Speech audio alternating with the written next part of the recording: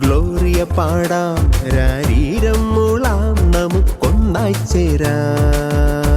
ഈശോയിൽ സ്നേഹമുള്ളവരെ, നമ്മുടെ കർത്താവ് മനുഷ്യനായി ഭൂമിയിൽ കടന്നു വന്നിട്ട് 2025 വർഷം പൂർത്തിയാവുകയാണ്. ഈ ജൂബിലി വർഷത്തിലൂടെ കടന്നു പോകുമ്പോൾ ഈ ക്രിസ്മസ് വളരെ പ്രധാനപ്പെട്ടതാണ്.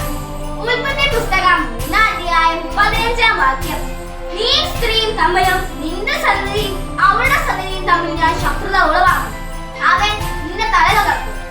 സാത്താനെ തല തകർക്കുവാൻ പാപത്തിന്റെയും മരണത്തിന്റെയും അടിമത്തത്തിൽ നിന്ന് മനുഷ്യകുലത്തെ രക്ഷിക്കുവാനാണ് ഈശോ ഈ ഭൂമിയിലേക്ക് കടന്നു വന്നത്.